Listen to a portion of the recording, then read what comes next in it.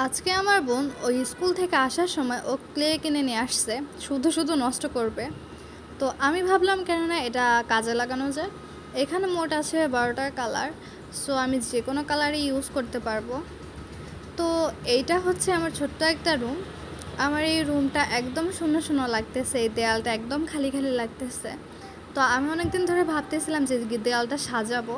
তো আমি ভাবছি অনলাইনে কোনো একটা প্রোডাক্ট অর্ডার দিলে এটা আসতে আসতে অনেক বেশি দেরি। আর এর মধ্যেই আমার বোন ও ক্লে কিনে নিয়ে আসছে। তো আমি ভাবলাম যে ক্লে দিয়ে আমি ফুল বানিয়ে আমার দেয়ালটা সাজাবো। তো এই হচ্ছে সব কালারের ক্লে। তো আমি ভাবতেছি ফুল যে বানাবো আমি সবগুলো কালার মিক্সড করে আমি আজকে ফুল বানাবো। আর এগুলো হচ্ছে প্লাস্টিকের ডিজাইনার দিয়ে দিয়েছে যাতে করে আমি ফুলগুলো ডিজাইন করতে পারি, ফুল বা যাই হোক ডিজাইন করার জন্য এটা।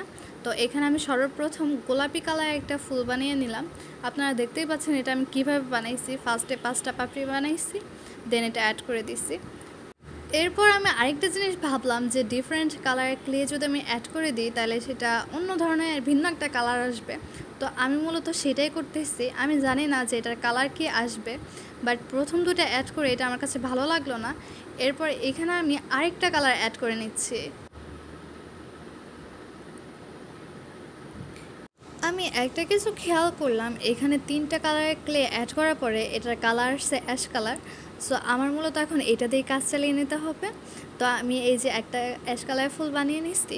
তো দেখতেই পাচ্ছেন আমি একই রকম করে অনেকগুলো ফুল বানিয়ে নিচ্ছি। এইখানে আমি বড় ছোট মিডিয়াম সবগুলো সাইজেরই ফুল বানাই নিচ্ছি।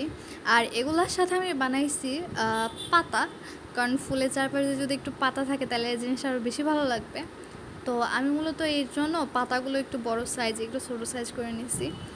তো আমার ক্লে দিয়ে তৈরি করা ফুলগুলো এখন দেয়ালে লাগানোর জন্য রেডি হয়ে গেছে অলরেডি। বাট এই ক্লেটা শুকায় গেছে বিধায় এটা দেয়ালে আটকাতে চাচ্ছে না। এর জন্য আমি ফুলের নিচে আলগা করে আরেকটু ক্লে দিয়ে দিচ্ছি যাতে করে এটা দেয়ালে চিপকে থাকে। তো এই যে দেখতেই পাচ্ছেন ক্লেটা শুকায় গেলে কিন্তু দেয়ালে লাগানো যাবে না। সো অলরেডি আমার ক্লে দিয়ে তৈরি করা ফুলগুলো আমি দেয়ালে সাজায় নিছি। তো এটা দেখতেই পাচ্ছেন অনেকটা কিউট কিউট লাগতেছে আর অনেক বেশি সুন্দর লাগতেছে ফুলগুলো।